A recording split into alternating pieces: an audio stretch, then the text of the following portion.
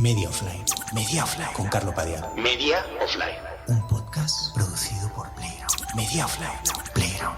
Carlo Padilla, tu mejor amigo online y offline.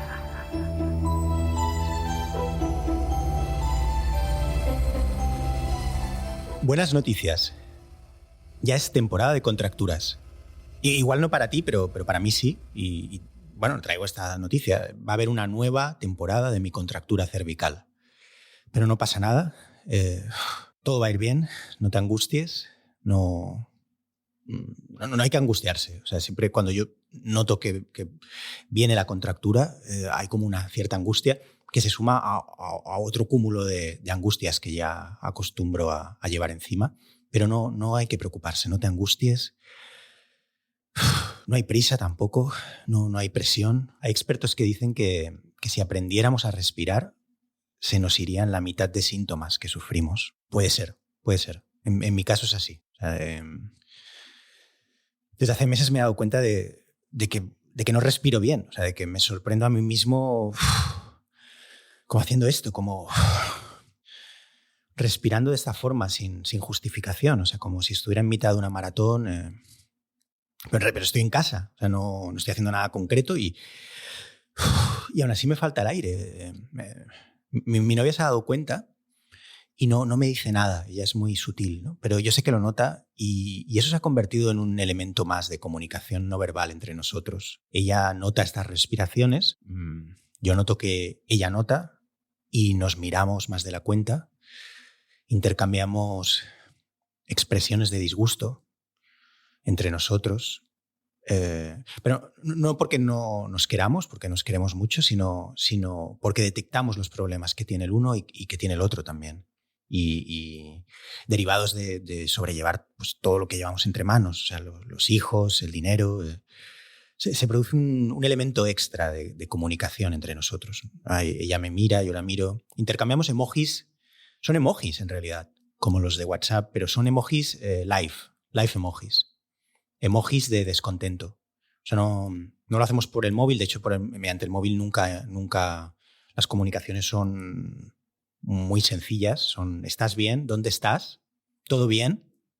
Y vuelta a empezar. ¿Estás bien? ¿Dónde estás? ¿Todo bien? No hay emojis. Pero en persona sí hay emojis. Los hacemos en directo, presencialmente, cuando estamos uno frente al otro. Y la finalidad de estos emojis es demostrarle al otro que está más agobiado que él. ¿Sabes? Es como mi novia entra en la habitación y me hace como y pone una cara concreta, como tiene varias, tiene como 10, 15 emojis en función del grado de agobio, y yo le devuelvo otro emoji de agobio también. O sea, contrarresto su emoji de agobio con otro emoji de agobio. Ella me hace como y yo le hago como y ella como y yo como no hay sonido, ¿vale? Pero como son emojis visuales y esto es un podcast, pues estoy intentando dotar de una identidad sonora a emojis, que es un buen negocio también. Alguien podría hacerlo. Alguien podría generar una línea, un campo de trabajo que creo que podría tener éxito económicamente, que es convertir los emojis en sonido. ¿Por qué no? ¿Por qué no? Os lanzo esta idea. Yo no la voy a llevar a cabo, pero os la lanzo. ¿Veis la respiración, no? Lo habéis notado, ¿no? Lo hago como 500 veces al día. Antes no lo hacía. Antes, hace 5 o 6 años, no lo hacía. Pero ahora entro, salgo de la cocina y me noto que hago como es lamentable. No sé, supongo que me estoy haciendo mayor o otro fenómeno muy loco, imperceptible, del que me he dado cuenta que hago. Son cosas como estoy todo el día autoanalizando, como hay una autovigilancia severa a la que me someto a mí mismo. Otra cosa increíble que hago es, desde que tengo hijos, me doy cuenta de que por las mañanas, bueno, lo empiezo por las mañanas y ya lo llevo a cabo el resto del día. Me he convertido en una especie de MC de James Brown, pero para mí. No sé si sabéis de lo que estoy hablando. Es un concepto un poco complejo. O sea, desde que tengo hijos, me doy ánimos a mí mismo como si fuera el maestro de ceremonias de James Brown, que se llamaba Bobby Bird. No sé si sabéis de lo que os estoy hablando. James Brown, cuando actuaba, no sé si lo sabéis o si os interesa James Brown. Hay un documental muy bueno en Netflix sobre James Brown que se llama Mr. Dynamite. Os lo recomiendo muchísimo. Y James Brown, cuando actuaba, a partir de un punto, no sé si desde el inicio, pero enseguida se dio cuenta de que necesitaba un maestro de ceremonias. Es una persona que le precedía a él y que le daba paso y que le jaleaba. James Brown era una persona quizá insegura, no lo sé, o necesitaba un extra de energía, necesitaba un extra push para salir a escena.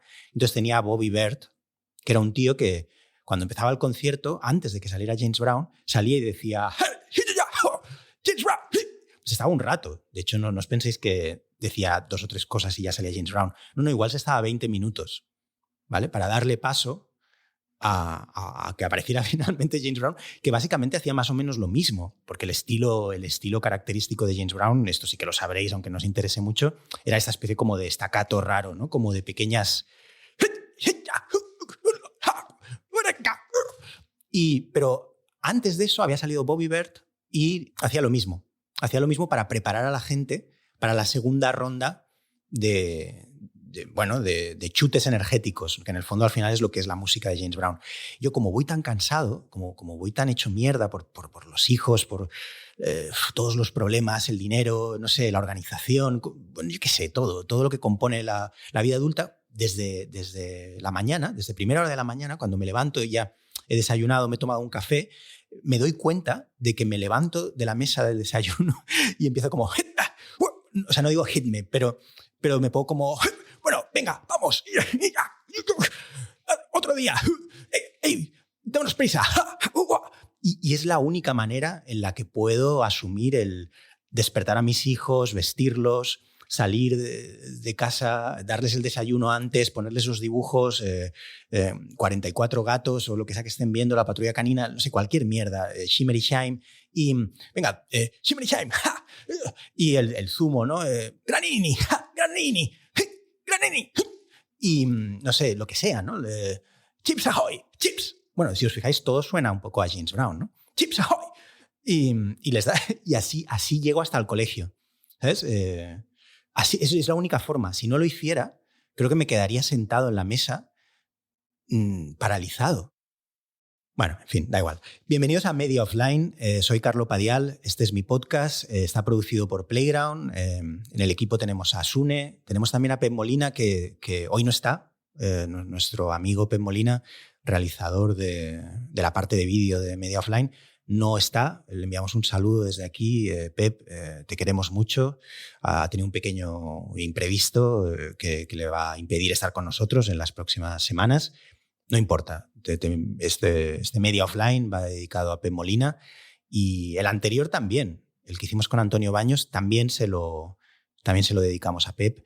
Yo qué sé, mira, normalmente, o sea, lo venía pensando, o sea, normalmente cuando voy a grabar, esto no lo sabéis, pero os lo cuento ahora, cuando vengo a grabar Media Offline, pienso los temas de los que quiero hablar mientras vengo hacia aquí. Pero esta vez no ha sido así, lo reconozco. O sea, no traigo nada. Hoy no traigo nada, normalmente estoy como 20 minutos, 30, a veces más, no lo sé, más, menos, da igual. Y voy pensando de qué me gustaría hablar, pues me gustaría hablar de esto, de lo otro. Pero esta vez no. Y es una razón muy sencilla. El motivo por el que no lo he hecho es por una razón muy sencilla. Y es que mi novia me ha regalado unos AirPods. Y es una cosa muy estúpida. Ya sé que es una cosa como muy vulgar. Ya sé que los AirPods, bueno, casi todo el mundo lleva AirPods, me da igual. Pero la cuestión es que yo no tenía AirPods. Y he venido probándolos por primera vez por la calle y esto me ha volado la cabeza. Me ha volado la cabeza, los AirPods. Esto es una exclusiva en mi vida. No sé si podemos poner luego, Sune, como un exclusiva. Exclusiva. Esto lo hacía Pepe Navarro en Esta noche cruzamos el Mississippi y me encantaba. El programa no me gustaba demasiado, pero me encantaban estas pequeñas cosas que tiene la tele o estas pequeñas cortinillas. Exclusiva. Tengo unos AirPods y quería anunciarlo. Bueno, pues quería por un lado disculparme y argumentar por qué no he traído ideas previas antes de empezar la conversación con nuestra invitada de hoy, que es magnífica y ahora os hablaré de ella. No he podido porque tengo unos AirPods y para eso sirve un podcast también, ¿no? Para anunciar pequeñas mierdas relativas a tu vida pequeñas opiniones o apuntes, cosas que importan y no importan, no lo sé. Son realidades cuánticas, yo que sé, están y no están. Da igual. Verdades cuánticas, que era el otro título que manejaba para este podcast. Verdades cuánticas. Con un tío que no sabe nada de ciencia. Pero bueno, da igual. En la cultura de Internet ya da igual si sabes de algo, no sabes. Todo es un poco mentira, ¿no? Verdades cuánticas, se podría haber llamado así este podcast. Angustia oceánica también era un título que me gustaba mucho. Angustia oceánica, pero al final lo descarté. Pero me encanta, Angustia oceánica. Yo creo que toda mi vida, si tuviera que ponerle un título a mi vida, uno podría ser Angustia oceánica. Una angustia que te supera, una angustia inconmensurable, ¿no? La vergüenza de existir podría ser otro título que le podría poner a mi vida. Lo que pasa es que la vergüenza de existir es un título que ya usé en unos vídeos que hice para Playground hace unos años y no quería repetir título, ¿no? Porque siempre da un poco de bajón, parece que no tienes nada más. Aunque es un título tan bueno que creo que tampoco pasaría nada por extender su vida. La vergüenza de existir era un buen título. Angustia oceánica es increíble. Pero la angustia oceánica, hay que decir que no es un invento mío, es un concepto psiquiátrico que existe. La angustia oceánica es un sentimiento de angustia frente a la inmensidad que sienten los niños muy pequeños. Esto es cierto. Y yo recuerdo mi angustia oceánica infantil. De hecho, mi primer recuerdo, no sé si he hablado de esto ya alguna vez o no, da igual, pero el primer recuerdo que yo tengo en la vida es un recuerdo de angustia oceánica. Esto no estoy de broma, no intento ser gracioso. Tengo muy claro ese recuerdo de estar quizá en la cuna, en la cuna no sé, igual ya era un poco más mayor, igual tenía 3, 4 años, no lo sé, pero me recuerdo perfectamente en mi habitación infantil, muy pequeño, estirado boca abajo, esto lo recuerdo también, sintiendo una especie de angustia oceánica, una especie como de un todo, una totalidad, algo inasible que estaba frente a mí y a lo que yo no podía hacer frente. Y es potente eso, que eso sea tu primer recuerdo. No sé, otros recuerdan cómo los llevaban al Tibidabo o algo así. Yo recuerdo, mi primer recuerdo es un recuerdo jodido y quizá eso explica todo lo demás. Si atiendes a ciertas tesis de psicólogos, psiquiatras, psicoanalistas, quizá es algo tan sencillo como eso, ¿no? Es ese apego a una vivencia traumática, ¿no? Que ha explicado todo lo que ha venido luego. No lo sé. Bueno, la cosa es que no tengo mucho más que esto, ¿vale? Porque me han regalado unos AirPods y en cierto modo mi novia me ha jodido la vida porque ahora ya solo quiero ir por casa o por la calle escuchando a Sade o a Maxwell o a D'Angelo, bueno, todo esto que escucho yo, R&B, también me gusta mucho Steely Dan me flipa. No sé, ahora desde que tengo los AirPods pues solo quiero refugiarme en esta especie de gustera, ¿no? Esta gustera sonora que te propone Apple, ¿no? Sin cables, ¿no? Sin cables. Y me había resistido mucho o sea, no quería tener AirPods. No sé por qué, pero no quería. Sentía que, quizá porque me daban miedo, no lo sé. Y en general yo siempre me apunto a los cambios en la sociedad tarde, especialmente a los tecnológicos, muy tarde. Lo hice con los teléfonos móviles, que no los veía claros. Tampoco veía claro Facebook. No tengo Instagram, por ejemplo. Esto ya sí que creo que no lo tendré nunca. O sea, no sé. Y con los AirPods me pasaba igual. De hecho, incluso para justificar el que no los quería, había desarrollado un discurso bastante estúpido, ¿no? Según el cual los afroamericanos, y como sabéis, yo me siento afroamericano, ya sé que no lo soy, y no hay ningún tipo de apropiación cultural ni nada de eso, hay solo un puro entusiasmo hacia la cultura afroamericana que me hace sentirme a mí negro, pero es mi vivencia y es mi movida y ya está. Ya hice unos vídeos además que se llamaban Quiero ser negro, donde hablé largo y tendido de esto, ¿no? Pues, bueno, la cuestión es que los afroamericanos no llevan AirPods, no sé si lo sabéis esto es verdad. O sea, se ve que lo demuestran estudios, o sea, que a los afroamericanos no les gustan los auriculares sin cables. Esto es así. Ellos prefieren cables. ¿Por qué? Bueno, pues no lo sé. Pero en mi caso no era por eso. También ha salido recientemente un artículo de que la gente que mola de verdad lleva auriculares con cables. Todo esto es real, lo podéis buscar.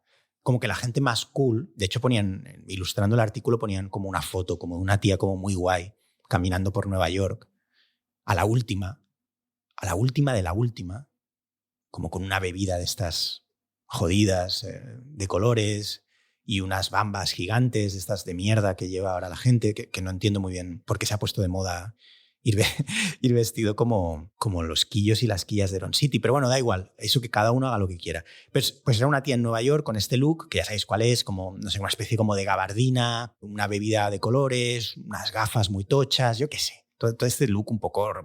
Y llevaba auriculares con cable. Y era una foto de ahora mismo. No sé quién era, no sé. Yo qué sé, no sé. En fin, en mi caso hay una resistencia a lo nuevo. Me pasa siempre. O sea, no me gustan los cambios. Yo creo que es eso, esa es mi interpretación. Soy hijo único, ya lo sabéis, muchos ya lo sabréis. Mis padres eran muy caóticos, ¿veis? Reaparece la respiración angustiada, ¿no?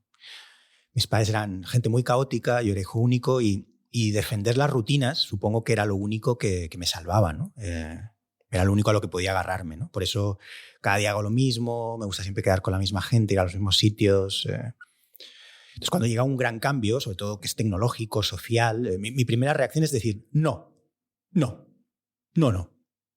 tot. No a tot.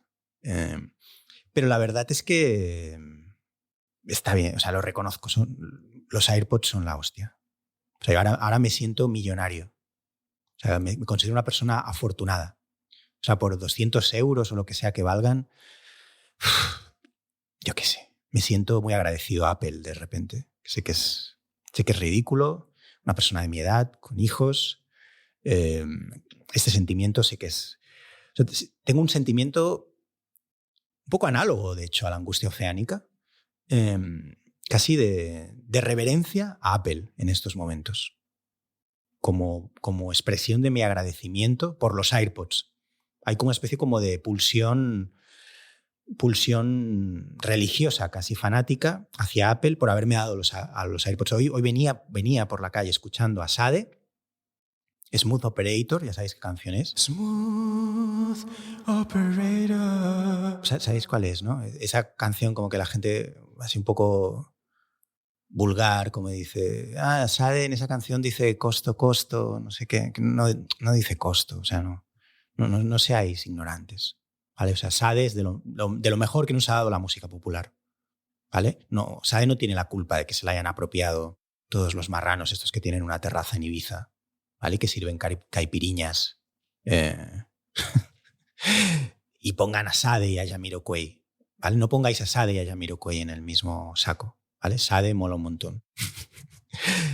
Bueno, eso, que me siento muy agradecido a Apple. Sé que es un sentimiento ridículo, como de persona humillada por el consumismo, por las grandes multinacionales, pero da igual, es mi sentimiento. Venía hacia aquí, venía a grabar este podcast dándole las gracias mentalmente a Apple. Gracias, Apple. Gracias.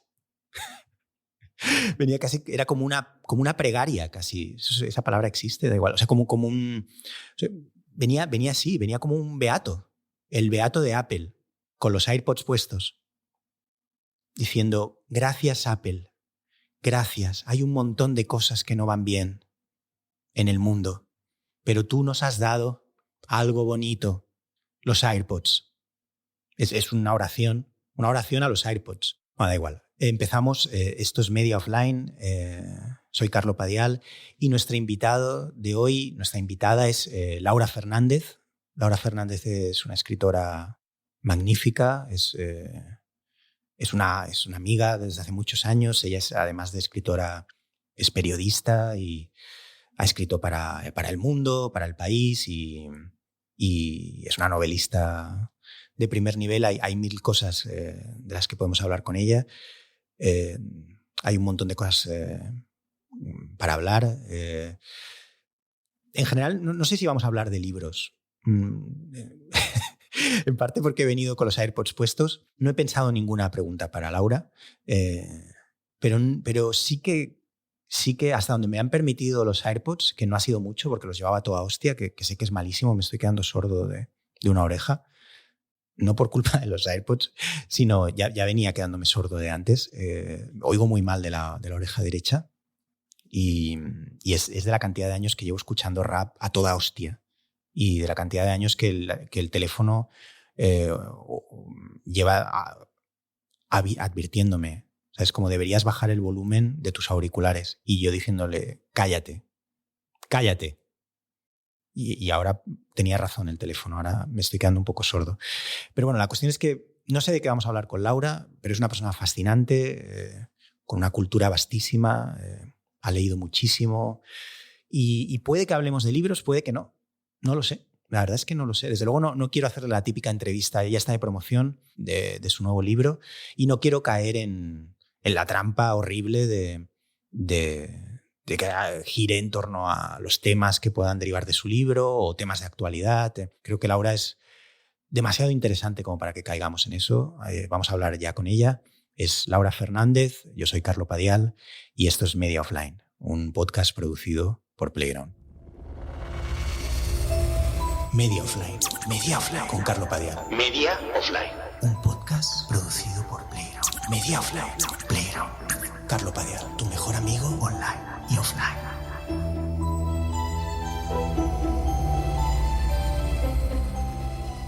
¿Qué tal, Laura? ¿Cómo va? Muy bien, aquí estamos. Qué guay, qué bueno. Estás ya de promo, ¿no? De tu libro.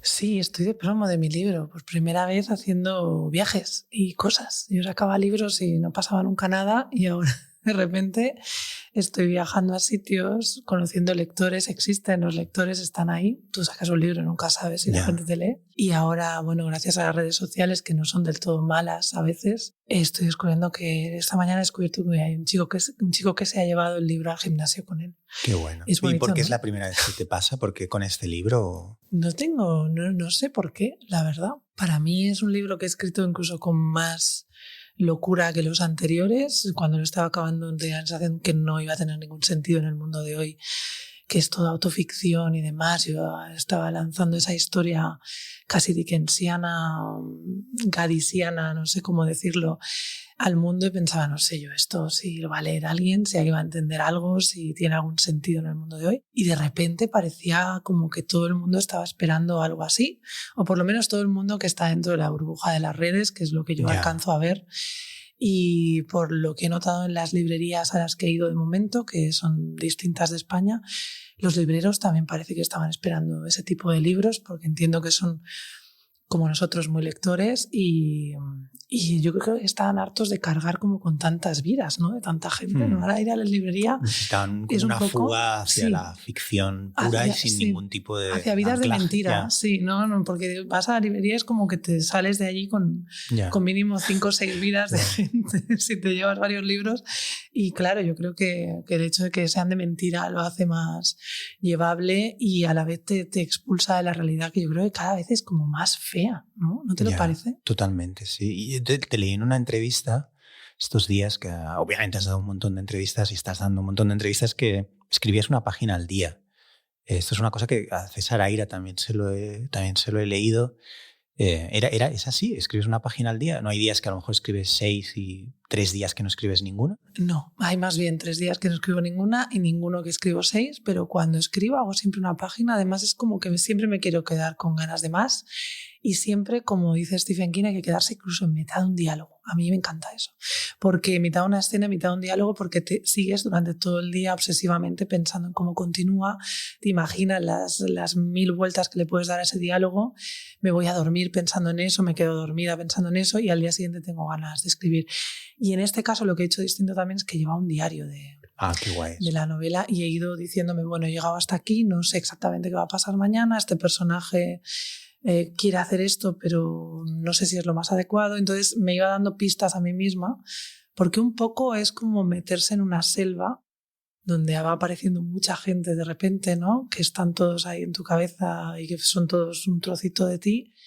Y es como moverte en esa especie de mundo que tienes ahí dentro y que no controlas hasta que no sacas fuera, ¿no? Y entonces, incluso fuera es incontrolable. Y el diario era como un diario de estos que hacen que hacían los viajeros estos que iban a la Antártida o algo así. Yo lo veo así, pero dentro de tu cabeza, ¿no? Vas haciendo un diario diciéndote, vale, he llegado a este punto, no sé si mañana conseguiré llegar al otro. Y es muy interesante leerlo ahora, sobre todo leer la parte final del diario, porque cuando ya estaba agonizando un poco. Porque ha sido un proceso de 6 años. Sí, de y en 6 años, 5 o 6 años, sí. da igual, incluso 4, si me apuras. No hay un punto en el que dices, como vaya, ya no recuerdo por qué quería hacer esto. Porque a mí con las películas me pasa, los libros tengo que escribirlos en periodos relativamente cortos. Cortos puede ser 1 año, o incluso 2, no digo que no, pero con las películas, que suelen ser procesos que pueden extenderse 5 o 6 años a veces, o tengo amigos que llevan 10 años intentando levantar una película, cosa que a mí me parece una pesadilla. En un punto, a mí lo que me suele suceder es que ya no me acuerdo de por qué quería hacer aquel proyecto y a veces pienso, como ahora te den el dinero, esto va a ser una putada, porque ya no estoy ahí en realidad. O sea, Claro. es mi yo de hace X años. ¿No te pasa a ti con él? No me pasa porque la novela no está prehecha como un guión de una película. O sea, la novela no existe. Existe cada página que voy escribiendo. Entonces, a medida que yo cambio durante esos 5 años, la novela va cambiando completamente. O sea, esta novela empezó siendo una novela sobre un tío que quería cambiar su origen, que supongo que es lo que yo quería contar en 2016 cuando la empecé, y se ha acabado convirtiendo en un montón de cosas. O sea, no había un esquema general. No había previo. nada, no había nada. Es que había... eso de los esquemas, yo tengo que hablar sin ningún tipo de censura. Sí, recuerdo que me sorprendía muchísimo. Cada uno hace lo que quiere y gente como que lo dibuja en pizarras y a mí, o sea, cada uno hace lo que quiere y no hay una manera, eso es lo bonito de escribir, pero recuerdo perfectamente cuando empezaba yo yo escribía totalmente a oscuras, como estamos ahora, de hecho, grabando el podcast, pues estamos a oscuras. Sí, yo no te veo, te percibo. Es que me parecía, para quien lo esté solo escuchando, que será la mayoría, porque igual no habrá versión en vídeo, en los anteriores capítulos había muchísima luz y me parecía muy violento, entre que en este plató hace frío y hay mucha luz, no sé, tenía la sensación de estar como en un almacén de carne o algo así, y era difícil intentar conectar, y de eso, por eso hemos querido quitar la luz. Pero era un poco eso, esa sensación de que cada uno tiene su manera, pero me sorprendía esa cosa como de showrunner de la novela o de la prosa, que se lo estructuran todo mucho y entonces se limitan a ejecutar renglón a renglón lo que han diseñado. Tú en tu caso ibas de verdad descubriendo el libro de página en página. Totalmente. A mí eso me parece atarse, precisamente, ¿no? Es lo que no quiero hacer cuando escribo. O sea, eso es como decirte a ti mismo, vas a hacer esto y ya no deja de ser un trabajo. Es decir, si tú no eres la persona que va descubriendo eso, ¿no? ¿Por qué nos parece por lo menos a mí me parece tan apasionante la idea de estos aventureros que se iban a sitios donde no existía un mapa, iban ellos trazando, dibujando el mapa? Porque no sabían lo que se iban a encontrar. Es decir, si tú ya sabes a dónde vas a viajar, exactamente todo lo que hay, pues ¿para qué vas a salir de casa? Y no te da miedo, te pregunto, porque me parece una idea muy, muy guay esto que planteas de escribir una página al día sin saber a dónde vas a acabar, y más en un periodo tan largo de 5 o 6 años, la sensación quizá de haber perdido totalmente el hilo, es decir, no, pregunto yo, no lo sé cómo. No, porque lo que sí me estructuro muy bien es una vez cartografío el espacio, es una vez escrito ese primer capítulo, me digo exactamente, o el segundo o el tercero, qué ha pasado ahí, hacia dónde, qué hilos sueltos quedan, y a partir de ahí voy tirando. Y de alguna manera yo creo que el cerebro, porque llevo escribiendo desde los 8 o 12 años, más o menos en serio, historias que tenían un principio y un final, se anticipa a todo y realmente luego te das cuenta que has creado incluso personajes que te son útiles 300 páginas después y que en ese momento no le veías una función clara y luego de repente la función aparece. O sea, la sensación es la de que tú te vas dejando también tus migas de pan y es un poco... Bueno, yo entrevisto muchos escritores en mi trabajo y te dicen cosas como muy místicas, que tú, pues como escribes también dices, bueno, algo de mística no debe ser algo neurológico. Que eres como una radio, ¿no? Eso lo dicen muchos, que hay, ¿no? sí. Eso lo dice Rick Rubin, lo dice Lynch también, como que en el fondo cualquier creativo es como una especie de radio que se limita como a canalizar algo que en el fondo está ahí. Y a darle sentido. O sea, es que tú lo ordenas y de la forma en que lo ordenas, aunque hagas una página al día, estás poniendo como un pequeño ladrillo en una casa que se está construyendo y se está construyendo bien. Ahora sí he de decir que se nota, por ejemplo, en esta novela que al principio, cosa que va muy bien porque a mí me gusta jugar con la forma, todo va como más lento y más loco, ¿no? Tú entras en la novela y parece realmente esto de la bola de nieve, ¿no? Que todo va como muy rápido y que vas conociendo un montón de gente y no tienes claro dónde estás tú también, ¿no? Y era una forma de yo colocarme dentro del texto y a la vez darme tiempo para ver qué iba a pasar. Porque yo recuerdo como momento clave, el momento en que uno de los personajes se tiene que ir del pueblo y yo decido, no, es que se va a ir. Y aquel momento fue clave y estuve como casi 2 semanas pensando, pero si se queda, ¿qué pasa? Y si se va, ¿qué pasa? Y ahí es una cosa que te sorprende en la escritura de esa página. En plan, hostia, este tío se ha ido. Se tiene que ir, ¿no? Dije, en ese momento se cruza con alguien y le dice, lo que tengo que hacer es irme. Y yo misma me digo, pues tienes razón. O sea, en el fondo es un diálogo con tu inconsciente, puro y duro. Bueno, tú que escribes lo debes notar así también. A mí sí. Yo es que en mi caso tengo esta vida extraña, un poco escindida entre la escritura y que para mí lo considero como lo más personal y casi lo que más me importa, pero la realidad es, lo hablábamos un día que nos encontramos hace poco, es que el audiovisual es lo que me ha dado el dinero. Entonces hay esta cosa extraña de acabar agotado del audiovisual, querer correr a la escritura exigirte mucho, a veces por muy poco dinero, y agotar también ese de estar siempre jodido estés donde estés. O sea, cuando estoy haciendo audiovisual pienso, pues es que estoy harto de estar rodeado como de mamarrachos y de gente que no entiende nada. El audiovisual está en manos como de gente muy bruta y es que no entiendo qué hago aquí. Ya te lo he dicho alguna vez, pero es que esa es la verdad. Y entonces, como no entiendo, no necesito nada de todo esto, me voy a escribir. Yo en realidad al final da igual y entonces cuando estás meses escribiendo piensas, guau, esto es muy bestia, no porque sea duro, sino porque tengo la sensación de irme y de que quizá no haya vuelta, o yo tengo el problema de que me da problema o no lo sé, de que me da exactamente igual lo que opine la gente de fuera y eso es una cosa con la que he tenido que batallar en realidad, porque durante muchos años me daba igual, o sea, era como no tenía la más mínima necesidad de enseñárselo a nadie. De hecho, el primer documental que hicimos como pioneros del siglo XXI, que era un poco la productora loca que teníamos Carlos de Diego y yo, se llamaba Gavín, un enigma en catalán. Lo grabamos, lo editamos, lo vimos nosotros y pasamos a lo siguiente. Entonces, hicimos un pase, Carlos de Diego, mi novia por aquel entonces y yo. Y a Carlos no le gustó nada. Dijo, guau, esto es muy loco, no sé. Y yo le dije, como, estás totalmente equivocado, es muy guay. Y ya está, pasamos al siguiente proyecto. O sea, no había... O sea, nadie se le ocurrió a ninguno, ni a Carlos ni a mí, ni se le ocurrió como, vale, ¿ahora qué hacemos con esto? Yeah. Sino era la cosa de, vale, pasamos a lo siguiente. Y yo soy muy así, es decir, si me dejas, entro en este loop como de un poco chiflado, como de niño en su cuarto, que no tiene ninguna confianza en sus padres, no tiene ninguna confianza. Yo tengo el recuerdo de enseñarle a mi padre dibujos y no hacerme ningún caso, yo detectar ese especie de desinterés profundo de mi padre y irme con todos mis papelotes al cuarto. Enfadadísimo. Sí, y eso ahí me he quedado en realidad mentalmente, con lo que es una cosa que me preocupa el reeditar eso, ¿no? el retomar eso. Y entonces, de hecho, estos últimos años han sido como una especie de internada en el exterior, que por un lado me ha ido muy bien y me ha hecho que me funcione todo muy bien, pero por otro lado a veces siento que he perdido algo también y de cuando vivía en esa especie de fierro narcisista jodido. Pero claro, es un poco una paradoja, porque si no sales no puedes comunicar lo que haces, pero cuando pasas demasiado tiempo fuera tienes la sensación de que te has desconectado, ¿no? Entonces, bueno, no sé, yo vivo un poco ahí. Entonces, el audiovisual, por un lado, es como lo que te da el dinero y es como una pasión loca. De hecho, es algo que ni siquiera lo asocio a lo creativo. Yo lo asocio a estar en el casino.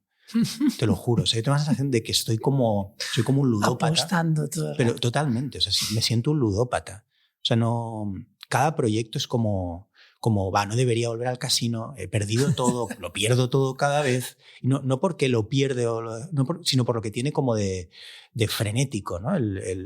Y no tiene fin, ¿no? O sea, una vez que encadenas, quieres seguir, y en cambio la escritura lo asocio con con algo muy interesante de conexión contigo, con un poco lo que tú dices, como una especie como de psicoanálisis, de autoanálisis. Y eso me lleva justo a una de las cosas de las que te quería hablar. No he preparado nada, primero porque no quiero preparar nada, no soy periodista ni me parece lamentable esto, la gente que hace deberes antes de hablar con alguien, ¿no? Es horrible eso. O sea, aunque entiendo que lo tienes que hacer si eres periodista, pero como lo bueno de los podcasts es que nadie espera nada y que es esta especie de cosa. Pero sí que había un par de cuestiones que te quería lanzar, no más, porque lo comentaba al principio que Desiree me ha regalado unos AirPods y normalmente yo preparo las cosas que quiero tratar aquí en el camino, vengo caminando desde donde vivo, que es cerca de Plaza Molina, hasta aquí, que es una hora andando. Y entonces es una hora que vas como pensando y como mucho apunto algo en las notas del iPhone, pero con los AirPods, que hoy ha sido el primer día que los he sacado a la calle, ¿vale? Me han volado la cabeza. Llego muy tarde a la movida de los AirPods y de hecho era contrario a los Yo no AirPods. sé ni lo que son, imagínate. Son los auriculares estos sin cables. Sin cables, sí. Pero yo no los quería. Pensaba que era como una pijada. Sí, siempre lo contaba antes, siempre me sumo muy tarde a los avances. Yo también, ¿eh? Yo más, fíjate. Sí, es que no sabes ni lo que son. no Bueno, sé. pues me los he puesto y le he dado al play como a una canción de Sade y ya he venido, por corte está. Ya estaba aquí. Claro. Entonces no he pensado nada más. Pero sí que hay un par de cuestiones que te quería lanzar. Y una es, ¿cuáles dirías tú que son los temas que, y más si me dices que escribes de esta forma, que se repiten en tus libros? O sea, ¿cuáles son las cosas que una vez acabado dices, hostia puta, esto siempre vuelve, para mi sorpresa? Sí, hay uno que siempre, bueno, varios que siempre vuelven. De hecho, esta novela los tiene como todos juntos.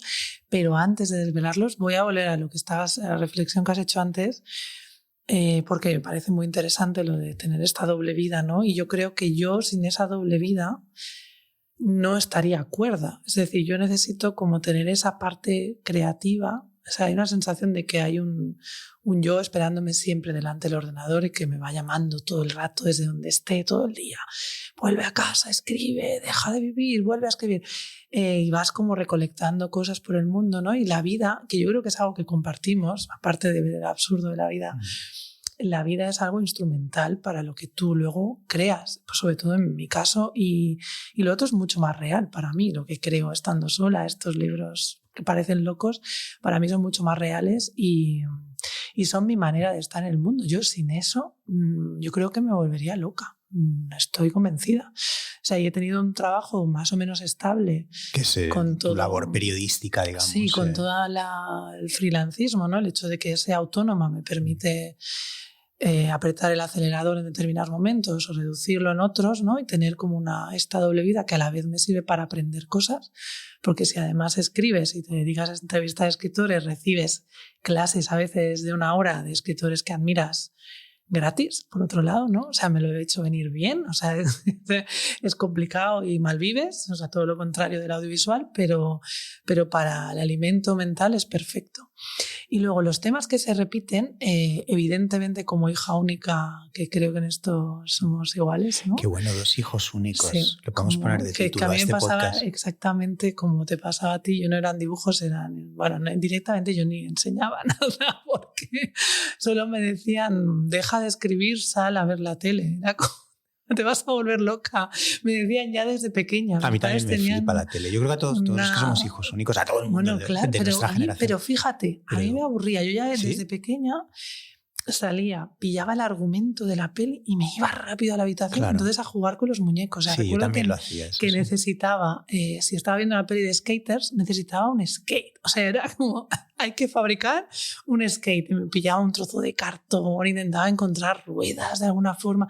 Luego ya hubo skates de estos que funcionaban, pero entonces yo ya era demasiado mayor.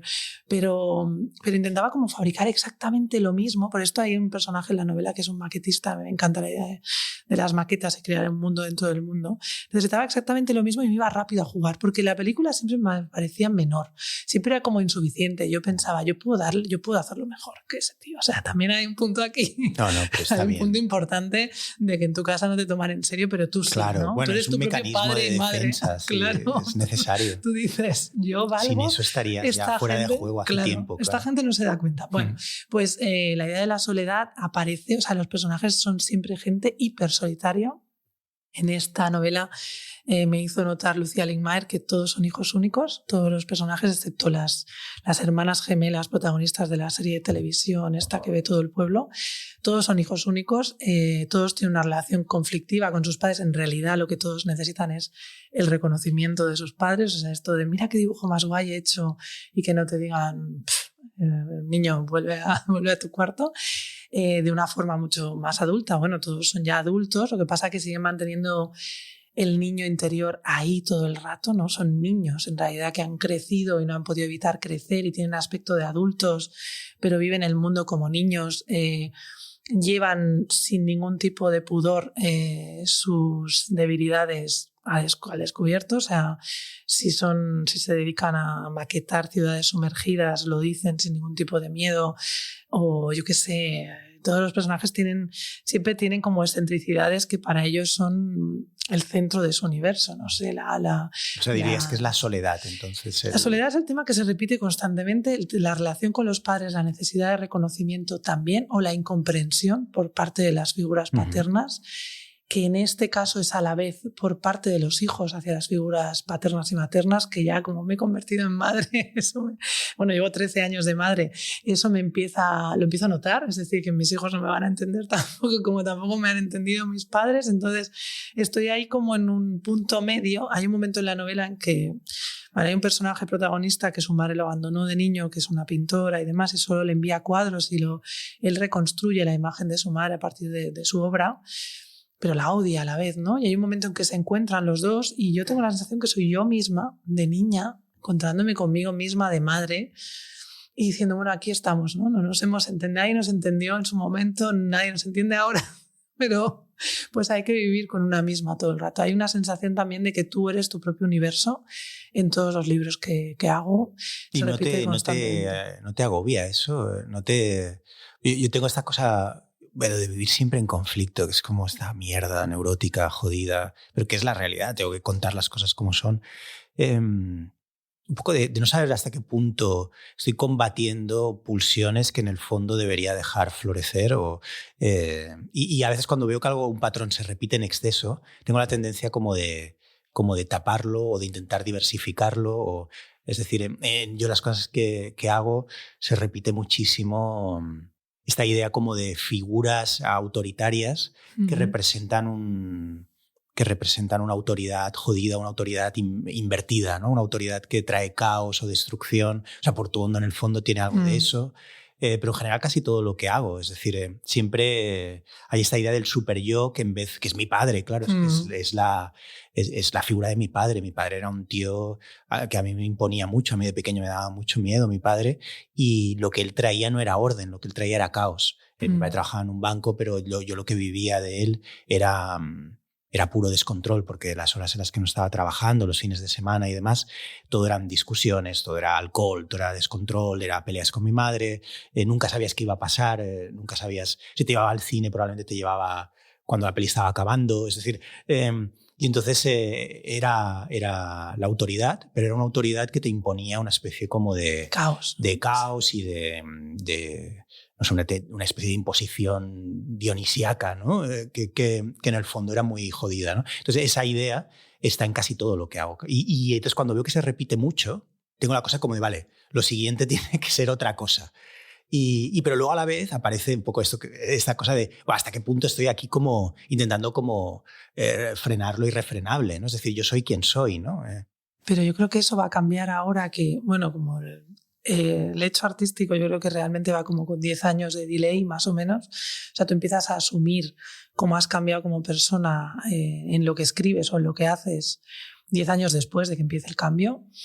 Yo creo que lo siguiente que va a venir es lo que me ha pasado a mí, es decir, tú viéndote como el padre contrario quizá al que fue tu padre, pero también viéndote un poco desde fuera. Si te autoanalizas así como hago yo también, aunque es algo inevitable yo creo, no sé si en los hijos únicos, pero bueno, en alguien que piensa demasiado y está demasiado solo o ha estado demasiado solo mucho tiempo y que en el fondo se admira a su manera porque somos los únicos que nos admiramos.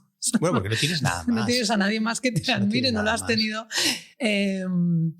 Yo creo que vendrá una variante de eso, una variación, que es lo que me está para las variaciones Goldberg un poco, otras variaciones Padial, vendrá una variación del tema. Yo creo que yo repito constantemente eso y eso es inevitable porque cuando has leído la obra entera de algún escritor te das cuenta de que son variaciones. Sí. O sea, Richard Ford es hijo único también y como hija única lees los libros de Richard Ford y yo los decodifico todo el tiempo como libros que hablan sobre cómo estuvo dentro del matrimonio de sus padres. Todos. Sí, y todos los escritores o escritoras que me gustan son variaciones o cineastas en general también. Es decir, si pienso en Thomas Bernhard o en Walser es todo el rato una única voz que recorre casi toda la obra y casi no hay nada más que eso. Es decir, puede atinar más o menos o puede circunscribir su mundo a una temática concreta, pero y eso es lo que me gusta. Es decir, pero sí que hay esta neurosis jodida, es esta lucha entre el impulso creativo y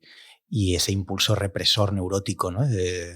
Que a veces me lleva como a pensar como, bueno, voy a hacer una peli de atracos, o ¿sabes? Como no sé, voy a salir de ese... Pero probablemente ahí también... Sería una figura dionisía. Claro. Que lo jodería todo. Y todo exacto, y todo lo demás que a mí también me gusta, que un poco hay elementos en común entre también los que decías tú. A mí también me flipan las personalidades excéntricas.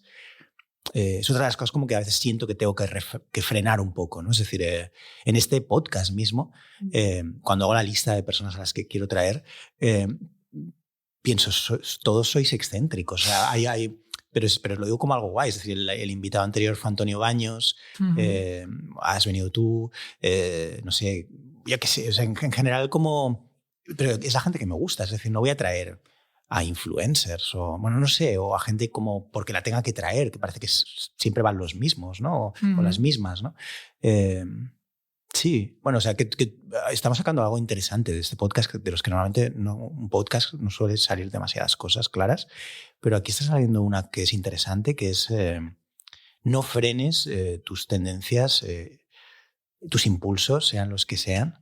Para nada. Para nada. O sea, eso para mí es muy valioso, esto que está saliendo aquí. Pues no lo frenes. Lo que pasa que es que son, de alguna forma inconsciente, tú mismo vas a encontrar la manera de contarlo de otra manera. Es decir, por tu hondo mismo es contar una herida, porque al final todo el rato vas a rascarte la misma cicatriz y va a salir el mismo tema con variaciones, evidentemente, porque has crecido también. Cuando estás constantemente mirándote al espejo existencial en el que estamos todo el rato como creadores, yo creo, te vas entendiendo mejor y vas entendiendo mejor al otro que en aquel momento, que tú hasta ahora en tu ficción o en lo que hayas hecho, has entendido de una manera determinada y ahora que tú también eres padre o has cambiado lo que sea, ¿no? Cada uno tiene las condiciones que tiene vitales, lo ves de una forma distinta, también te ves a ti en otra posición. O sea, si quieres aprender, tu propia ficción también aprenderá contigo, es decir, y mostrará una cosa distinta. Yo que ya siempre tengo pensadas las historias de las novelas siguientes, por lo menos tengo 2 más pensadas, tengo pensado el marco, pero la historia no. O sea, tengo pensado el personaje excéntrico que va a llevar el tema, tengo pensado el sin Dios que va a ser, por ejemplo, la siguiente es un crucero hacia, creo que el Polo Norte o algún lugar completamente absurdo que se va a volver turístico por algo, no sé. Por parte también es una herencia, bueno, una cosa relacionada con estos exploradores polares. Es que estuve una vez, es que el viaje que hice a Oslo me dio para mucho. Sí, porque te he leído sobre el viaje. Bueno, va a haber escritores de libros de viajes allí en el crucero, todos cada cual más loco, y el protagonista cree que es el mejor escritor de libros de viajes del mundo, no ha escrito jamás nada, y viaja además con un camello al Polo Norte. Y yo creo que es otra vez hablar de alguien que está fuera de lugar, alguien constantemente es un Arturo Bandini, siempre es un personaje que cree que es alguien importante y en realidad no lo es, siempre hay esa cuestión del ego que en el fondo es lo que nos pasaba de pequeños, ¿no? Tú para ti mismo. Yo hacía estas bromas en el patio del colegio y si hubiera alguien oyéndonos de las que estaban conmigo en el instituto, ya en el instituto incluso, yo, por ejemplo, si se me rompía una zapatilla, yo les daba un trozo a cada una y decía, guardad esto bien, porque yo voy a ser muy importante. Qué bueno. Y podréis decir que yo era súper Arturo Gandini. Yo cuando leí Preguntar al polvo dije, pero Dios mío, pues yo soy esta persona, no he sido toda la vida, no me he tomado en serio. O sea, yo lo hacía en coña siempre. Ellas también se reían mucho de mí, claro, yo me reía de todo, pero yo en el fondo, yo pensaba, que esto va en serio. O sea, yo reíros, pero ya veréis. Y entonces yo creo que eso al final acaba saliendo. O sea, tú siempre partes del mismo mecanismo, ¿no? Yo parto de ese mecanismo de voy a poner a un personaje absurdo en una situación absurda. Sin preocuparte, yo insisto, nada, soy muy obsesivo. de nada. Sin preocuparte que buah, esto es lo mismo que o esto ya lo he tocado 3 veces. No, porque pienso, de alguna forma, aparte en esta, bueno, siempre hablo del tema de los escritores, ¿no? De cómo escriben los escritores, de las envidias, de los egos de los artistas, ¿no? De lo absurdo del ego del artista. Y en este, es que siempre hay... Yo leo muchísimo y hay libros que tocan algo, ¿no? Y este es un libro que se llama Las Torres de Trebisonda, de Ross Macaulay, que es un libro sobre un viaje que hacen una señora con un camello y tal por todo Oriente Próximo, muy absurdo. Y sale una pareja de escritores de libros de viajes que además son 2 señores y entre ellos uno le copia al otro, ¿no? Y la escena de ese libro en la que uno de ellos se da cuenta que le estaba copiando entero el libro, además vivían en el mismo camarote, todo igual, me hizo tantísima gracia, pensé, wow, claro, pero ahí me da para hablar de la experiencia del viaje, de qué consiste realmente el viaje, qué es el viaje para uno y si hay gente que se atreve a viajar, que es esto de lo que hablamos ahora, ¿no? Se atreve a ser el mismo o no. Es todo el rato el mismo tema, pero de formas distintas y meterme en el tema de narrativa de viajes, que me parece también pues un temón, porque en el fondo no deja de ser una autoficción, una narrativa de viajes. Tú ves el lugar y crees que lo descubres tú, ¿no? Y vas y te tomas un té, como hacía Agatha Christie en Egipto, pero no tenías ni idea de lo que era Egipto. Estabas en tu resort de la época, allí con tu marido explorador, y eras Agatha Christie y escribías Muerte en el Nilo, ¿no? ¿Y eso qué? ¿No? ¿Tú quién eras ahí para imponer tu visión del Nilo, ¿no? ¿Quién eres todo el rato tú como escritor para imponer algo en el mundo, ¿no? Y da para hablar de una cosa como más adulta, yo creo que entiendo de la idea del escritor ahora y que yo creo que tiene que ver con todo el alud que nos ha venido de autoficción y que es algo que debo tener ahí y que voy a sacar así. Tengo clarísimo que va a ser algo como mucho más complejo que lo que he hecho hasta ahora y evidentemente habrá madres, padres, problemas con animales, no sé, habrá medio ambiente incluso, la idea de cómo explotas el medio ambiente, ¿no? Bueno, no sé, habrá es un tema muy interesante el que planteas, que claro, podríamos tirar aquí por 40.000 caminos. Antes de que te vayas tenemos que hablar del tema de las chinches, por eso. Vale, sí, por supuesto. Es casi lo más importante de todo lo que... Ahora entramos en el tema de los chinches. Por supuesto. ¿Los chinches o las chinches? Las chinches. Yo creo que es las chinches. Los chinches. Pues no lo sé. Bueno, es interesante eso. Es interesante, femenino o masculino. Sí, chinches, bueno. Bueno, chinches. Pero antes de... Planteas una cuestión muy interesante. Es que podríamos tirar por varios sitios. Con todo lo que me estás diciendo se me ocurren varias cosas. Una es... abordas un tema muy interesante. A mí que me gusta tanto la música negra y siempre lo llevo todo ahí, que es una cosa que no le importa demasiado a nadie en España, pero bueno, al final uno tiene que expresar lo que le gusta y justo de eso va esta conversación. En el mundo de la música afroamericana hay siempre esta lucha entre lo contemporáneo versus, yo qué sé, la historia, ¿no? Y pues yo qué sé, hay una conversación en el mundo del rap, por ejemplo, entre los artistas actuales que parecen haber, no olvidados, que no les interesa, ¿no? La gente que hace trap o que son maravillosos, tipo Young Thug o quien sea, no han escuchado nada de lo anterior, ¿no? No saben quién es Public Enemy, pero incluso si te vas antes, pues no han escuchado a Prince o no han escuchado... Y hay siempre esta lucha entre hasta qué punto están haciendo algo como muy primitivo, pero en el fondo son a los que les va bien.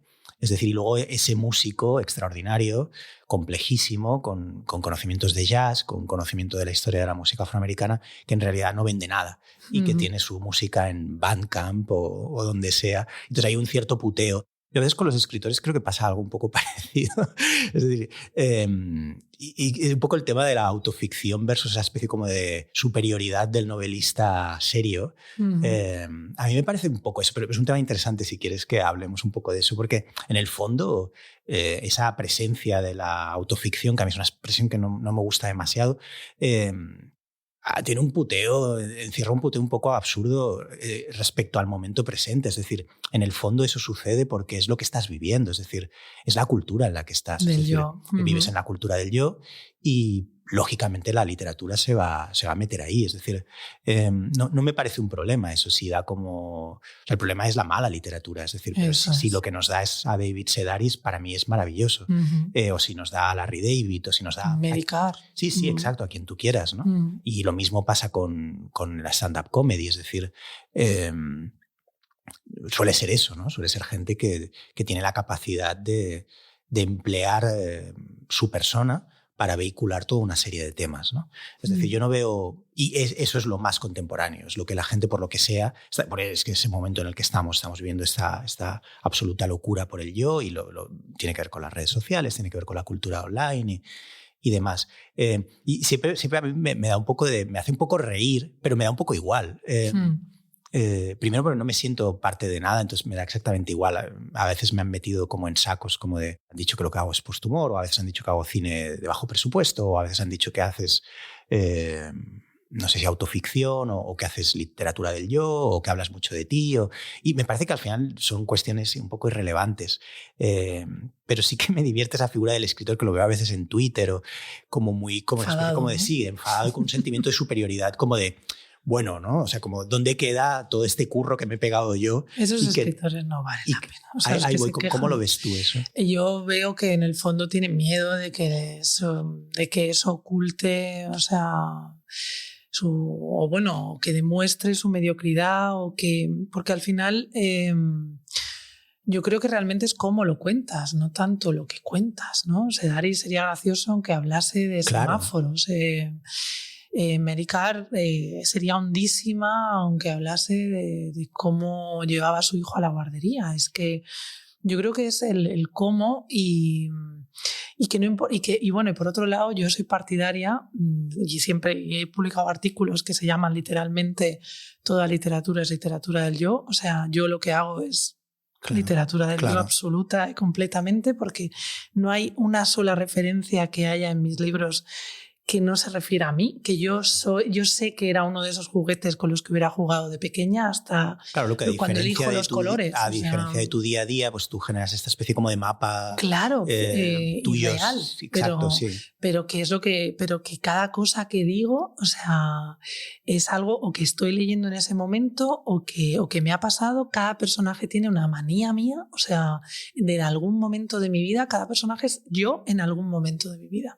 Y eso parece que nadie se lo cree, pero es completamente cierto. O sea, yo no meto a nadie en ningún lugar, me meto yo todo el rato. Entonces no tengo ningún miedo, pero en realidad es una gran catedral a mí misma, cada libro que hago. Entonces yo creo que en el fondo el buen artista, el buen artista no digamos, o el artista que se la juega todo el rato, siempre está haciendo literatura del yo o creación del yo. Y es una cuestión, es como reducir en la conversación un poco eso, un poco por puteo, de que de algún modo no te han salido... hay como especie como de amargura que creo que no tiene nada que ver ni con una cosa ni con la otra. Es decir, y vuelvo al ejemplo de la música, es decir, hay artistas que están haciendo música aparentemente como contemporánea, muy primitiva o con muy pocas notas o que todo te puede sonar muy parecido, que son absolutamente extraordinarios y que de hecho dialogan con el pasado sin pretenderlo ellos de una manera mucho mejor que aquellos que a lo mejor están siguiendo los dictados de Herbie Hancock o de Duke Ellington. O sea, al final hay un tema con la impostura, es decir, lo que esos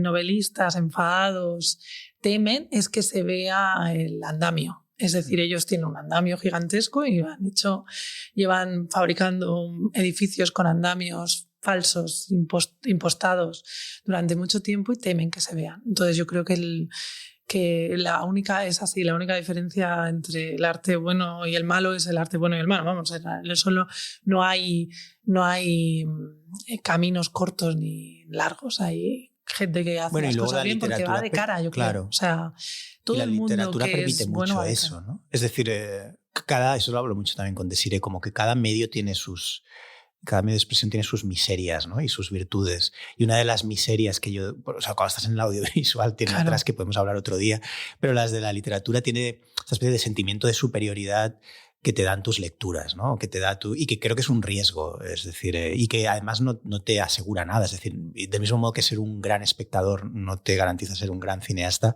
ser un gran lector o acumular muchas lecturas, que creo que son cosas diferentes, no te garantiza que a la hora de ponerte a escribir aquello signifique algo, ¿no? Y claro, no sé. Tienes que encontrar la manera de entrar. Sobre todo, yo lo que he sentido yo, porque yo también hice un proceso en el que yo también intenté impostar durante un tiempo, intenté ser algo que no era.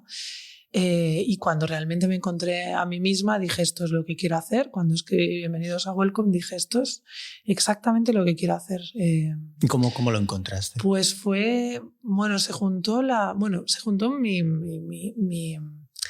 confirmación de que el mundo es absurdo. O sea, yo ya había trabajado en un videoclub, yo ya había trabajado en una panadería, yo ya había visto al ser humano en acción en lugares donde la absurdidad roza límites alucinantes. Pero además es que entré a trabajar en una revista de adolescentes famosísima que se llamaba Super Pop. Llegué allí y vi que la persona que había sido mi ídolo toda la vida, Linda Skipper, no existía, porque se miraron entre ellas y dijeron, hostia, esta se lo creyó. Y yo pensé, bueno, ya si la persona a la que yo he querido imitar toda mi vida no ha existido nunca, vamos a romperlo todo y juguemos. Y se juntó con una semidepresión post fin de carrera, inicio de ver lo que era el periodismo de verdad, que no me gustaba nada, las redacciones, me volví súper paranoica en la primera redacción en la que trabajé y tuve que salir literalmente corriendo porque creía que todo el mundo me miraba, bueno, era una cosa, me volví muy loca. Se juntó con eso con encontrarme con Preguntar al polvo y Arturo Bandini como personaje y recuperar esa idea de mí misma, que era lo que había querido ser.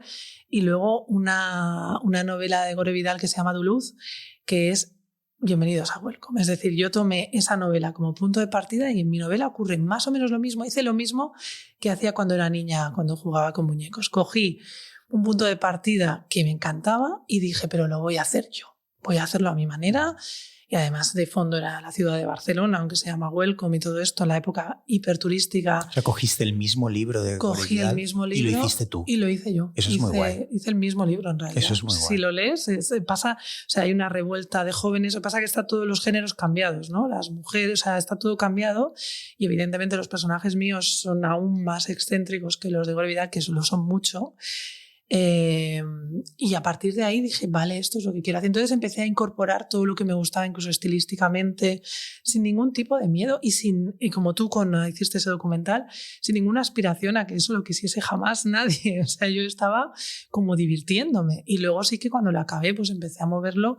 Y entonces ahí hubo esa editorial que estaba empezando que lo quiso. ¿Y te ha vuelto a pasar luego? Yo he seguido así. En ese punto te liberaste de esa losa literaria, por decirle de algún modo. Se acabó la impostura. O sea, en ese punto dije, esto soy yo. Nunca más has vuelto a caer a lo mejor tener... No.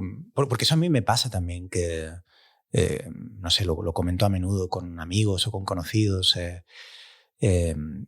A medida que voy encadenando, sobre todo con el tema de las películas me pasa a menudo que no sé si es que soy muy neurótico, soy muy agresivo a veces o todo me lo tomo muy a lo personal, pero me viene como gente y me dice como, bueno, ahora ¿cuándo harás una peli normal? O bueno, ahora ya toca que hagas no sé qué. Y es decir, y yo como primero me puteo mucho y pienso como, ¿pero qué dices de hijo de puta? Pero luego a medida que pasan los meses voy diciendo como, vale, pues ¿qué queréis? ¿Una peli normal? Vale, pues una peli normal. Yo no tengo esa bipolaridad. Ya. Yo sigo pensando que dice este hijo de puta. ¿Qué coño sabe de mí? Vale, pero eso para mí te convierte, joder, ya lo eres, pero en un referente máximo. O sea, es muy útil esta conversación que estamos teniendo. De hecho, he hecho bien poniéndome los AirPods esta mañana y no preparándola demasiado porque de golpe me has... O sea, básicamente tú defiendes agarrarte a tus pistolas, ¿no? Totalmente, todo el rato. Agárrate a tus pistolas. Y sin parar. O sea, a mí todo el rato me bromean con la idea de que cuando voy a hacer una novela de dinosaurios. Y digo, pero es que es la siguiente. Luego del crucero voy a hacer una novela de dinosaurios. Yo misma tengo una idea ligera de qué va a ir, además tengo el principio y todo, pero la gente no se lo cree, es como lo vas a tener. ¿Y no te seduce la idea claro que sí. como, bueno, yo qué sé, si simplifico un poco mi rollo, puedo alcanzar a más... Te lo pregunto, no es algo que lleves por la... Y además, fíjate incluso en momentos en los que a lo mejor hayas tenido problemas económicos, me lo estoy inventando todo. Con la literatura nunca. Es decir, yo haría todo lo demás, o sea, yo... haría todo lo demás, me pondría a trabajar en un bar, o sea, haría cualquier cosa, pero es algo que no he querido nunca hacer y de hecho me han ofrecido cosas por encargo. Yo siempre he dicho que no toquemos eso. O sea, eso es mi vida, es como si vendiese lo único que tengo, ¿no? Como no tengo nada, lo único que tengo es ese yo que me mantiene viva, es como el motor. Si yo vendo eso, me muero. O sea, no moriría. Qué maravilla, me explotaría. De golpe es mi podcast favorito. Eso lo dices a todos, seguro. Lo dije con Antonio, pero Baños, porque el tío dio como una masterclass de la vida, no sé, me contó la vida.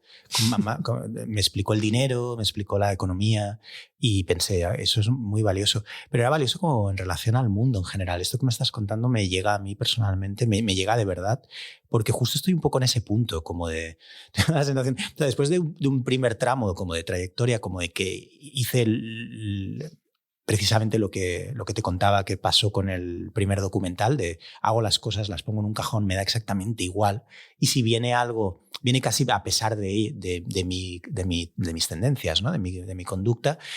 Llevo unos años en los que sí que atiendo demasiado quizá al exterior, en los que sí que tiene mucho que ver también con haber hecho tele, con ser muy sensible a la opinión. A algo tan sencillo como cuando haces una sección en televisión, tanto si la haces a distancia como si la haces en directo en plató, ves al momento si algo está obteniendo respuesta o no. Y eso te condiciona de algún modo, ¿no? Es decir, piensas como, bueno, el próximo día, si quiero acceder a esa gente, no sé, me jode cuando voy a hacer la sección en el programa de Andreu y veo que los cámaras no se ríen. Pienso, no se están riendo nada. Y entonces el próximo día tengo que volver con algo para que se ría el cámara, en realidad. Y es como un reto. Entonces pienso, ¿qué puede hacer reír a un cámara? Carlos, solo te tienes que gustar a ti mismo. Recuerda al niño enfadado que se iba a la habitación con Está los siendo dibujos. muy increíble esto. Si te gustas a ti, piensa que en el mundo hay mucha gente como tú. A mí una cosa que me está dando una lección el libro de la señora Potter es que yo he sido más yo que nunca en este libro, y es cuando mejor todo el rato, claro. Y es cuando está yendo bien. Hay gente que lo está entendiendo y yo estoy alucinando. A mí me parece un milagro, pero toda esa gente estaba ahí esperando eso también, ¿no? Connerland es un libro muy parecido en muchos sentidos a la señora Potter, pero todo ese valor que tiene no todo el rato, es abrir la puerta y decir, vale, siento todas estas cosas y ahí van. Y hay un personaje que le pasa esto que nos pasa a nosotros a veces. ¿Cuándo vas a hacer algo normal? A mí me lo dicen todo el rato, no te lo pienses. ¿Cuándo vas a hacer algo normal? Claro. Y hay un personaje que escribe novelas de detectives que no triunfa en su pueblo, que están todos pendientes de la novela de la señora Potter y de esta escritora que no es de allí, y todo el rato le dicen, ¿por qué no escribes con episodios de las hermanas Forrest, detectives y total? Haces detectives, así te ganarías bien la vida. Y el tío está enfadadísimo, claro, no entendéis nada de lo que es el arte. O sea, yo los pongo ahí, yo también digo, lo dejo caer. Esto podría ser menos nicho. Sí, todo el rato. Eso también ¿no? te lo dicen. ¿No? Sí, bueno, yo no, a mí nicho no me dicen nada. Bueno, es más de audiovisual. A mí simplemente haces cosas muy locas que yo no entiendo, me pierdo, en fin, ¿no? Todas esas cosas hacen muchos personajes, me pierdo, tengo que ir con una libreta, estas cosas. Y yo pienso, pues yo no. Yo no me pierdo, ¿qué voy a hacer? Y además les digo, bueno, pues que yo también me pierdo cuando leo a Pynchon y lo leo igual, ¿no? Y no iría a la puerta de Pynchon y diría, ¿por qué hace esas digresiones de 200 páginas? Pues yo me pierdo en las digresiones. Pues él hará lo que quiera, ¿no? Pues yo creo que eso tienes que volver a la base esa de gustarte a ti y hacerte hueco. Es decir, lo que nos falta es más gente como nosotros en el mundo para abrir ese hueco, ¿no? Y que ese hueco exista, que esa gente históricamente incomprendida y solo en pequeños toques comprendida, como David Lynch, como Thomas Pynchon, como David Foster Wallace, ¿no? Como gente que de repente ha sido comprendida, en un momento se ha abierto el sistema para acogerles y decir, vale, es una rareza, pero te guardo aquí porque no te acabo de entender, pero eres importante, y mucha gente sí que lo entiendo perfectamente. Esa gente que es como nosotros también está esperando que eso exista para ellos también crear su obra. Es decir, si no tienes modelos a los que puedas imitar, a lo mejor no acabas creando tampoco. Si yo no me hubiera cruzado con esa novela de Gore Vidal, hubiera tardado mucho más seguramente en encontrar, y a lo mejor nunca hubiera encontrado la puerta de entrada. Yo siempre digo a todo escritor que no que quiere escribir pero no sabe cómo entrar, digo, lee muchísimo y lee fuera de tu zona de confort y lee todo lo que puedas, porque en algún lugar estará la puerta y no tengas miedo a que la puerta sea algo que no sospechaste jamás que sería. Yo reivindico constantemente que en mi novela parte, por ejemplo, central, que son los Benson, salen de un capítulo del asombroso mundo de Gumball. Es decir, leer no es solo leer, es estar atento a todas las historias que te rodean todo el rato, ¿no? Y cómo hay momentos brillantes en cualquier lado, en un disco de música negra, en un disco de los Beatles, en un disco de Phoebe Bridgers, no lo sé, hay momentos brillantes que iluminan ese día, escoger ese momento y llevarlo a tu terreno. Y al final es todo muy orgánico. Y igual que no existen los no lectores, sino lectores que aún no han encontrado la puerta de entrada a la lectura, que nos lo ponen difícil en el colegio y en el instituto, muy difícil para ser lectores, también los creadores, no es que haya gente que no cree, que no pueda crear, es que no han encontrado el qué, o no se han atrevido a decirse, no, pues yo quiero crear esto, ¿no? Que a lo mejor pues no, pues es algo no socialmente aceptado. Bueno, ¿cuántas veces lo hemos visto, no? Es así, tenemos que huir de lo social todo el rato. El artista tiene que huir de lo social o cualquiera para ser él mismo tiene que dejar al lado lo que esperan de él, lo que la sociedad le dicta que debe ser, y entonces encontrarse primero a sí mismo y luego decir, bueno, ¿y con esto qué hago? Es increíble, Laura. Este podcast también, ya hemos dicho 3 títulos, pero vamos a hacer un cuarto o quinto. Se voy a llamar Revelations. Pero lo digo totalmente en serio. Es el mejor. Revelations con Laura Fernández. Pero lo digo en serio. ¿Ves? Esto no me lo esperaba. Yo de hecho, no estoy nada convencido de hacer un podcast. Lo he hecho por amabilísima invitación de Playground a hacerlo, porque mis videocolumnas han funcionado muy bien y es como, bueno, pues la podemos extender a un podcast y tal. Pero así como me gusta mucho como audiencia los podcasts, no estaba convencido de hacerlo, pero te aseguro que la conversación con Baños de hace unos días y la conversación contigo ahora justifica hacer este podcast. Pero antes de que acabemos, que tampoco tenemos límite de tiempo, pero creo que no sé, que tampoco quiero enturbiar estas revelaciones, tenemos que hablar de Chinches. Hablemos de Chinches porque tú me contaste y además relaciono con el tema de los viajes que vas sacando. En uno de tus viajes, para hacer una entrevista, creo. Es un viaje patético que puedo contar desde el principio. Podría haber aparecido. Chinches. Traje Chinches, pero es patético desde el inicio. Me invitaron a entrevistar a un escritor en Londres, en la Soho House de Londres, que yo entonces no sabía que era un sitio hiper exclusivo donde tenías que entrar con invitación. En aquella época, por estas cosas de los solo autónomos... Solo VIPs y Chinches tenían, ¿no? Sí, no, bueno, pero es que espera, la historia es más patética. ¿No? Yo viajé desde aquí con 20 euros en el bolsillo. 40. Entonces, cuando llegas al aeropuerto de Gatwick, tienes ese tren maravilloso que te vale 40 euros. ¿Te quedaste sin nada? No. Decidí no quedarme sin nada y vi que había unos autobuses. Escogí un autobús. Entonces los Chinches están en duda si vinieron del autobús, porque el autobús era como tan barato, tan escandalosamente. Tardaba como 3 horas en llegar a Londres, no sé la de vueltas que daba.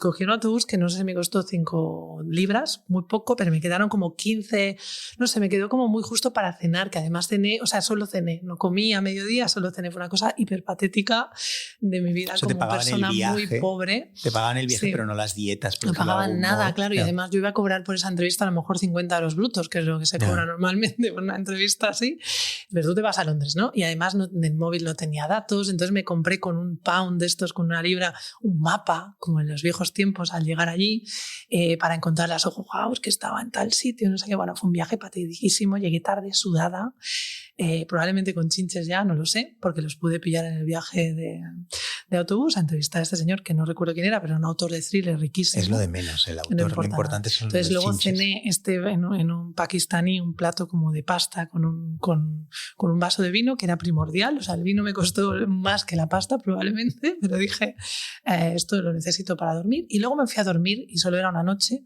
en un hotel que tenía buena pinta, mucha moqueta, y como la cámara gigantesca, yo dejé la mochila encima de la cama, cosa que a partir de ahora, oyentes de este podcast, no hagáis jamás. Es decir, vayáis a un hotel de 4 o 5 estrellas, no importa, y uno de 3, de 2, las que queráis, nunca durmáis con la mochila o lo que llevéis con la ropa encima de la cama. ¿Por qué? Porque ahí es donde viajan las chinches. Eso es lo que luego los fumigadores que vinieron a casa me contaron.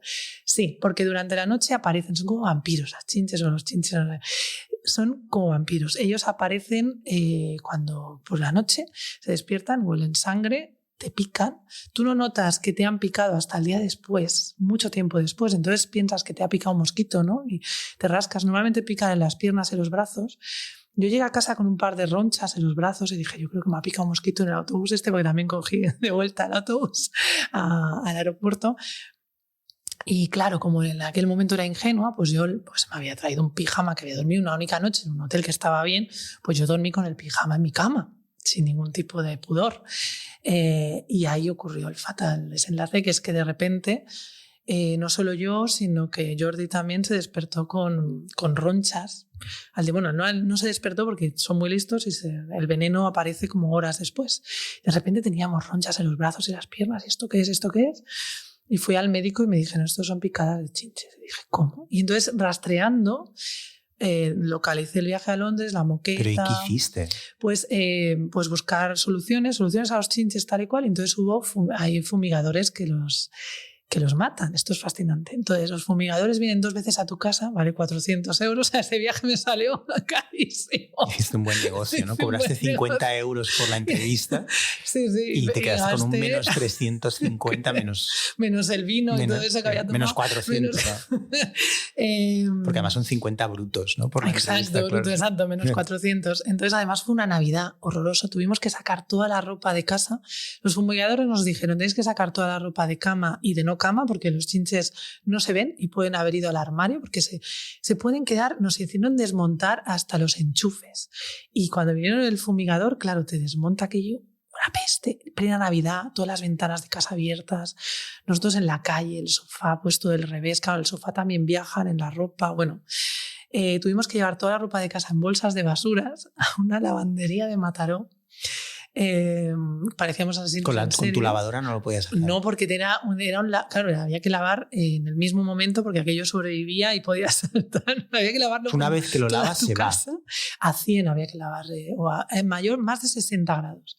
Entonces hay cosas como jerseys de lana que ya adiós, porque claro, lo lavas a 60 depende qué y coge hasta decir basta.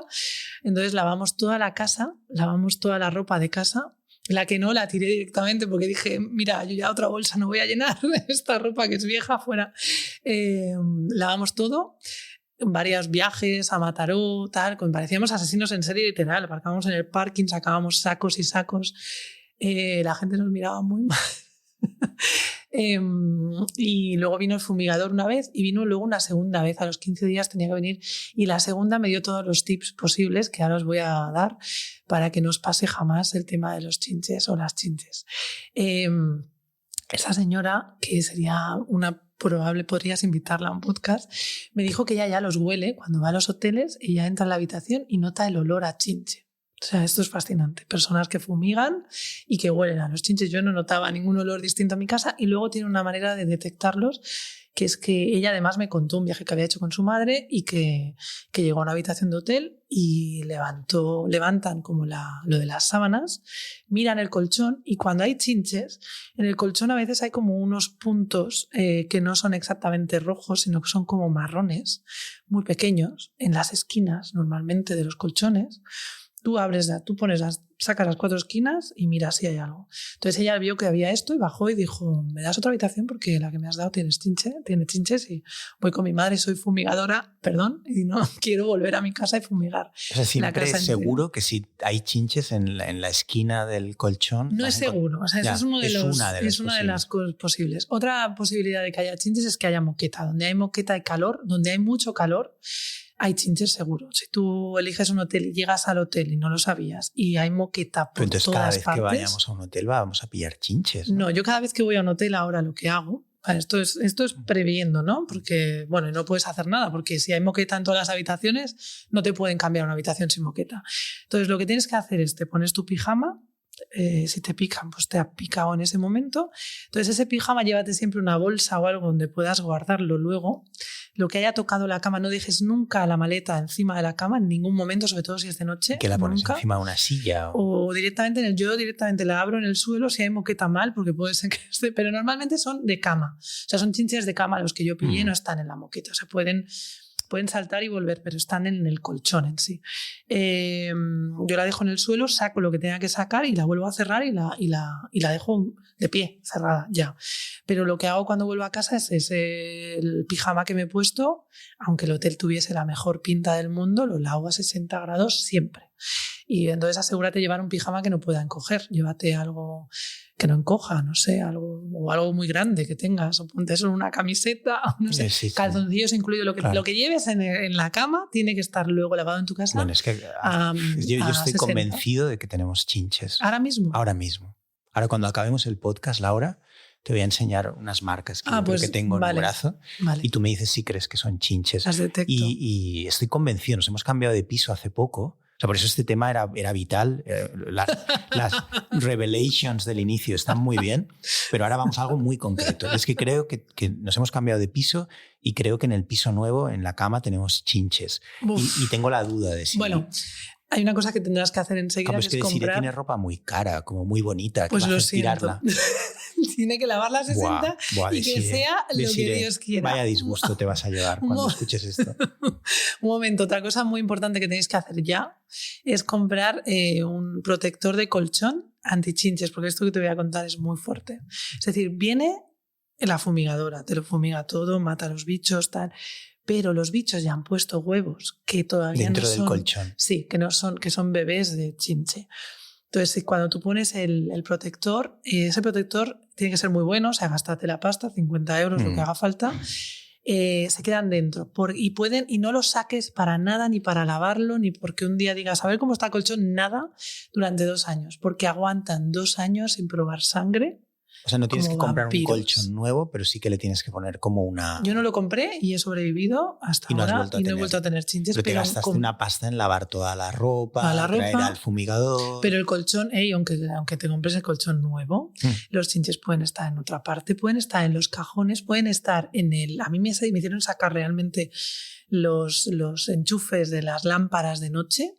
Lo sacaron y lo fumigaron todo por dentro. O sea, pueden estar ahí metidos. ¿Te fuiste de casa? Sí, tuvimos que irnos, durante las horas que lo fumigan, que son 4 horas o así, fuera de casa, y luego 4 o 5 horas todo abierto, que pasamos mucho frío porque era Navidad.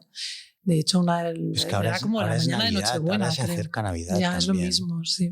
Lo siento, yo te puedo pasar el teléfono. Pásame el teléfono. ¿Operarán en Barcelona también? Sí, eran de Barcelona, de hecho. Buah, Laura. Vienen con es muy bonito porque es como los cazafantasmas, vienen con una furgoneta que además todo el barrio sabe que tienes. ¡Oh, qué horror! Aparte vivimos en un barrio muy pijo. Vivimos al lado de Alberto. Alberto es vecino nuestro y vas a ver que tengo chinches. Sí, lo vas a ver totalmente. Pero esto dará para algo en el futuro, Carlos. Ya, pero el disgusto que se va a llevar de Sire no te lo imaginas. Mira, a mí me da igual todo, no espero nada, pero soy una persona muy austera, no quiero nada. De hecho, me da igual tirar toda mi ropa. Pero Desiree tiene todas estas prendas tan bonitas, como estos jerseys, como de gato, como de gata. Sí. Pero igual hay un tipo de solución intermedia, algo que lo queme, pero que lo mate con mucho Quemar calor. Sus jerseys, ¿quieres decir? No, hay un tipo de plancha, ¿no? Una plancha esta en seco, por ejemplo, que igual al infligirle mucho calor lo mata, pero no se carga el jersey. O sea, esto ya es mirar digging, hay que hacer un digging en internet. ¿Y esto de dónde ha venido? ¿Puede haber venido por la mudanza o puede haber venido por el hecho de que tanto Desiree como yo vamos mucho a hoteles por viaje? Ve para atrás y recuerda la primera vez que notaste que te había picado algo, porque puede ser tranquilamente en verano. Incluso en tu antigua casa y que hayan ido con el colchón, que digas, ay, tengo esta picada aquí, pero no parece una picada de mosquito. Son unas picadas como redonditas. Sí. Buah. Alrededor de piernas. Sí, piernas, brazos, antebrazos. Sí. A veces la parte baja de la espalda por detrás. Todo. Pues nada, ahí es una Navidad apasionante. Le acabamos de dar un disgusto a decir que... Es así, ¿no? Creo que tenemos que dejar el podcast aquí para llamar a los fumigadores. Cazafantasmas. Y de hecho conecta con otro tema que también quería tocar en el podcast urgentemente, que era mi obsesión por el tema de los insectos. No por los chinches, que en sí me da... Las chinches, lo he buscado mientras hablamos. Son las chinches, sí. Que me dan un poco igual, es solo un poco la odisea esta que nos espera ahora, que nos acaba de relatar Laura y que ha sido ha sido maravilloso, ha sido otro relato de viajes magnífico. Totalmente. De los que le gustan a ella. No tanto eso, sino a mí los insectos que realmente me preocupan son las cucarachas, y me gustaría dedicarle uno o varios capítulos de este podcast a las cucarachas. Para acabar ya, Laura, ¿qué relación tienes tú con las cucarachas? Mira, el primer piso que nos mudamos Jordi y yo, nos levantamos cada mañana y había 25 mínimo cucarachas en la cocina. No me digas eso. Era Laura. horroroso, estábamos aburridos. Bueno, era horror porque había mucha humedad y abría esos cajones y había esos bichos blancos. Era horroroso. Teníamos era muy barato el piso, pero teníamos todos los cubiertos encima, las encimeras, porque los cajones había unos bichos blancos que yo no he vuelto a ver, gracias a Dios. ¿Pero en qué zona era? Era en Tarrasa, en un piso de protección oficial que nos daba el ayuntamiento, un alquiler social. Vaya con el alquiler social. Había un problema con una tubería que lo fastidiaba todo, y las cucarachas las llamaba como, yo no sé lo que había en el piso para ellas, wow. Pero la parte de la galería, cada mañana 25 inmediatamente. No, porque era muy barato. Era muy barato y había sido un contrato de un año, que es las cosas estas que se hacen, ¿no? Y éramos jóvenes y salvajes y no nos importaba nada. Nos levantábamos por la mañana, Jordi era muy meticuloso, las mataba todas con los flis estos, luego las recogíamos con el... Lo primero que hacíamos por la mañana era matarlas todas, recogerlas. Me encanta que el tramo final de este podcast haya pasado de como de una iluminación artística como algo, como una puta pesadilla rodeados de insectos. Total. ¿Y has vuelto a tener en algún? No, desde aquello no. Hemos tenido hormigas alguna vez. Pero que las también... hormigas da igual. Bueno, cuando forman ya regueros por la casa y dices, guau, este debe estar podrido, debajo del parquet debe haber un mega hormiguero, ¿te imaginas a la hormiga reina allí? Bueno, y hicimos esta cosa de también, es que también son procesos interesantes, ¿no? Lo de ponerles como el dulce envenenado para que se lo lleven a la hormiga reina y todo eso que va pasando mientras tu vida pasa. Hay una subtrama que ocurre en tu casa con los insectos, pero con las cucarachas no han vuelto a aparecer. Y aquel piso era alto, es curiosísimo, porque era un piso alto, venían por las tuberías, claramente. Uno de mis objetivos con este media offline es traer un día a un fumigador a que venga a contar, a hacerme un poco un mapa de la ciudad de Barcelona sobre en qué zonas hay más cucarachas, en qué zonas hay menos, puntos concretos, casi como un servicio público, que el primer interesado soy yo para no ir jamás. A mí me han dicho que en el barrio de Gracia hay muchas, en Sants. En el Raval, perdón. En el Raval. Yo viví un año en el Raval y había muchísimas. Se nos cayó una vez. Se cayó una vez el techo y salió ahí una cosa interesante, es verdad. No, eso es un recuerdo selecto. Mi cerebro había borrado ese recuerdo de cuando cayó el techo del lavabo y apareció ahí. En el Raval incluso había mosquitos en invierno, pleno invierno, frío. No teníamos ni calefacción ni mosquitos en la habitación. Era increíble. Era como, pero ¿cómo puede haber mosquitos de estos que además son molestos toda la noche? Pero si es diciembre, ¿cómo? O sea, este tipo de cosas. Qué maravilla. Sí. Bueno, está muy bien. Hemos aunado eso, una revelación que yo creo que puede ser súper útil para un montón de gente. Para mí, desde luego, lo ha sido y estoy súper agradecido, Laura, de verdad. Además, me has ayudado mucho en un punto clave. Y por otro, luego hemos abierto esta puerta que yo creo que no había establecido quizá nadie, una relación, para eso sirve también los podcasts e internet, con de golpe el terror, las chinches, insectos. Bueno, piojos no hemos hablado, pero cuando tienes hijos, sí. Pues es algo con lo que convives de forma bastante violenta y cada septiembre es el terror a que lleguen los piojos a casa. Va a costar un poco escribir la descripción del episodio, ¿no?